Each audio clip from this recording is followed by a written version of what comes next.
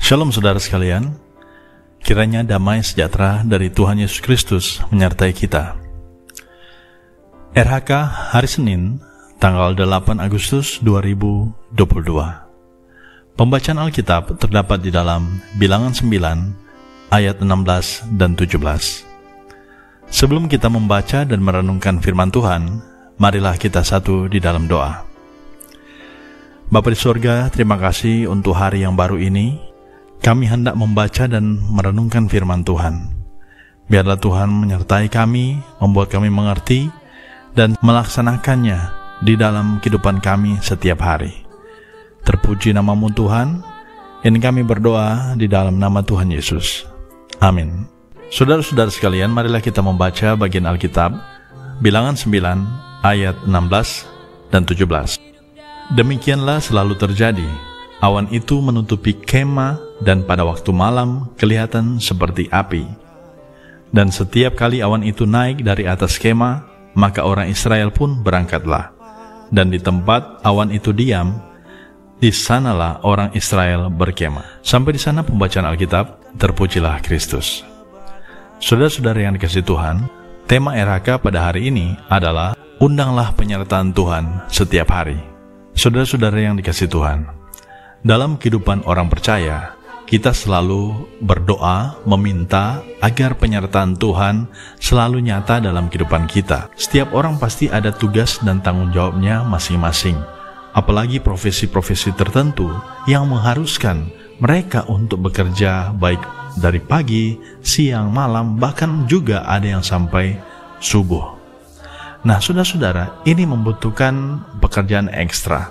Keadaan seperti ini, saudara-saudara, membutuhkan loyalitas, sukacita, dan juga semangat untuk melaksanakan tugasnya. Dan tentu saja, kita membutuhkan ketentraman dalam bekerja.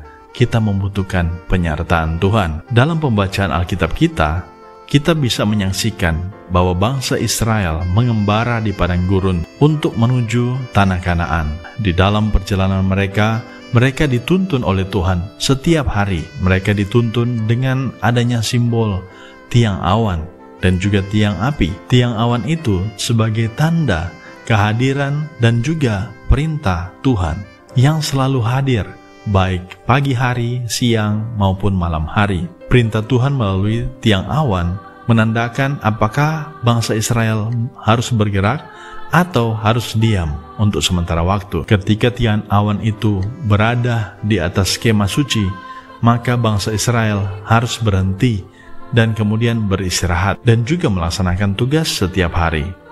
Tetapi ketika tiang awan itu naik kemudian bergerak, maka bangsa Israel pun harus mengikutinya dengan bergerak menuju tanah Kanaan. Pengalaman perjalanan bangsa Israel ini menunjukkan bahwa Tuhan hadir di tengah-tengah persekutuan umat, bahwa Tuhan senantiasa menyertai mereka di dalam aktivitas mereka, di dalam pekerjaan, bahkan juga di dalam mereka beribadah kepadanya. Keluarga Kristen yang diberkati oleh Tuhan.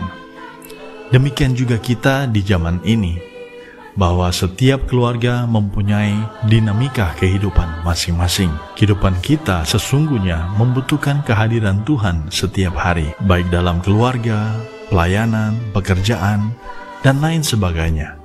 Sehingga saudara-saudara yang dikasihi Tuhan, tidak dapat disangkal bahwa di dalam kehidupan kita ada juga masalah yang terjadi, ada pergumulan-pergumulan yang terjadi, sehingga kadangkala manusia melakukan apa yang dapat dia lakukan untuk mengatasi masalah dan juga pergumulan yang ada. Tetapi ujung-ujungnya mereka tidak dapat menyelesaikannya dengan baik. Nah, untuk itu sebagai orang percaya, maka kita harus mengundang Tuhan hadir dalam kehidupan kita, baik di dalam suka maupun di dalam duka, baik di dalam masa senang maupun di dalam kesedihan.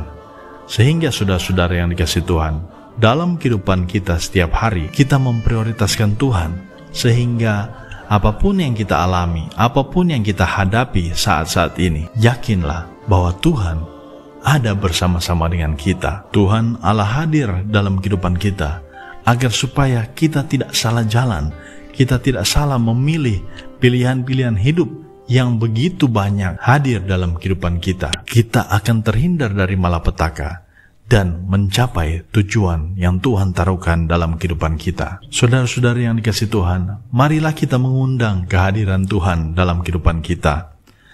Lewat kita berdoa padanya, lewat kita membaca firman Tuhan setiap hari, sehingga kita dimampukan, kita dikuatkan untuk menghadapi kehidupan ini. Kiranya Tuhan memberkati kita semua. Amin. Marilah kita berdoa. Tuhan Yesus yang baik, sertailah kami di dalam kami melaksanakan tugas tanggung jawab kami setiap hari. Pimpin kami sehingga kami tidak salah jalan. Terima kasih Tuhan Yesus. Di dalam nama-Mu kami berdoa. Amin.